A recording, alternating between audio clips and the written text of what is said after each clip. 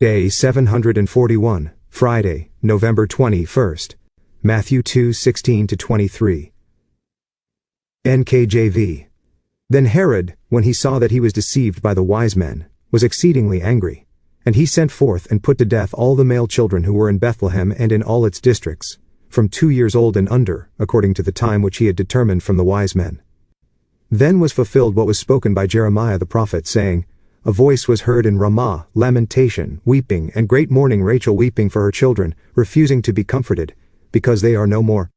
Now when Herod was dead, behold, an angel of the Lord appeared in a dream to Joseph in Egypt, saying, Arise, take the young child and his mother, and go to the land of Israel, for those who sought the young child's life are dead. Then he arose, took the young child and his mother, and came into the land of Israel. But when he heard that Archelaus was reigning over Judea instead of his father Herod, he was afraid to go there. And being warned by God in a dream, he turned aside into the region of Galilee, and he came and dwelt in a city called Nazareth, that it might be fulfilled which was spoken by the prophets, He shall be called a Nazarene.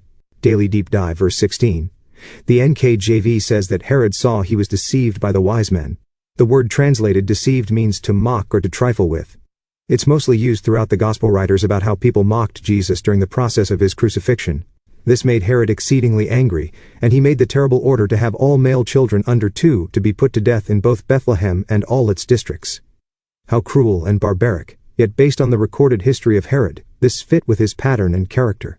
How awful for those families. Verse 17. Prophesied in Jeremiah 31:5. Verse 18. What does Rachel have to do with Bethlehem? Rachel died in childbirth and was buried alongside the road between Jerusalem and Bethlehem, just a little bit north of the city. Her tomb is still there today, and they still honor her memory today as one of the mothers of the country, like Sarah and Rebekah. So in the symbolism here, as a mother of the country, and buried here in this area, she is shown to be weeping for her children, her descendants who were slaughtered here in this area where she was buried. Additionally, the actions here of Herod are actually the actions and influence of Satan the devil. In Revelation 12:4-5, breaking into the middle of verse 4, it states, And the dragon stood before the woman who was ready to give birth, to devour her child as soon as it was born. She bore a male child, who was to rule all nations with a rod of iron. Verse 19, Herod dies a few months later.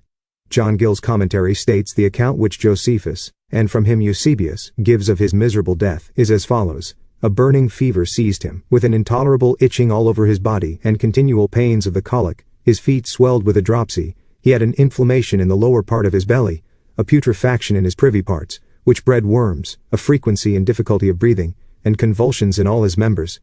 He had a voracious appetite, a stinking breath, and his intestines abounded with ulcers. When he found that all means made use of were ineffectual, and that he must die, he attempted to lay violent hands upon himself, but was prevented, and soon after expired in a very miserable manner. End quote. Before his death, Herod had given orders that he was to be buried at Herodium.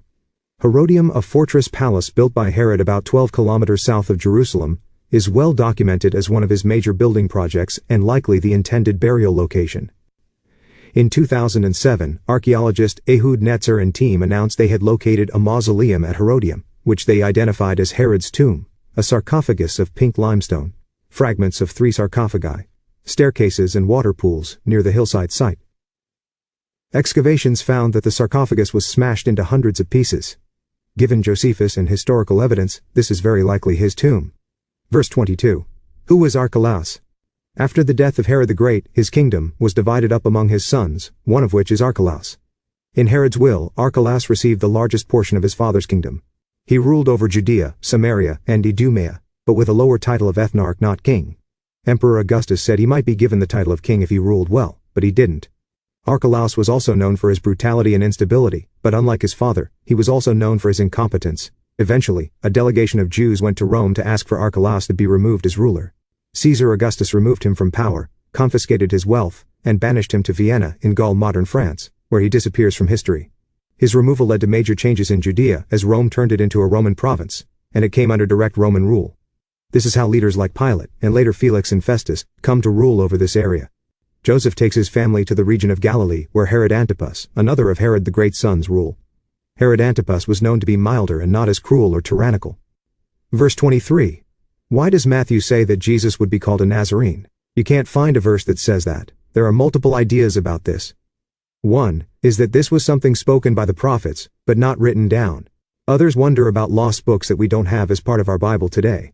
However, we find in John 1:45 and 46, where it says, Philip found Nathanael and said to him, We have found him of whom Moses in the law, and also the prophets wrote, Jesus of Nazareth, the son of Joseph.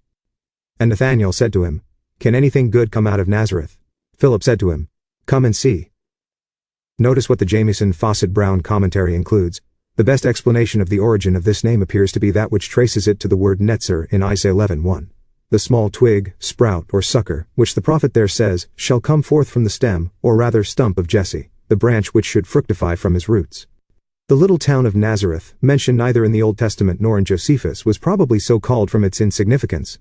A weak twig in contrast to a stately tree, and a special contempt seemed to rest upon it. Can any good thing come out of Nazareth? In 1:46. Over and above the general contempt in which all Galilee was held, from the number of Gentiles that settled in the upper territories of it, and, in the estimation of the Jews, debased it. Thus, in the providential arrangement by which our Lord was brought up at the insignificant and opprobrious town called Nazareth, there was involved, first, a local humiliation, next, an allusion to Isaiah's prediction of his lowly twig-like upspringing from the branchless dried-up stump of Jesse, and yet further, a standing memorial of that humiliation which the prophets in a number of the most striking predictions had attached to the Messiah. End quote. This is the best explanation I've read. This seems to continue to show Christ as a normal person, from a normal poor family, from a small unremarkable town.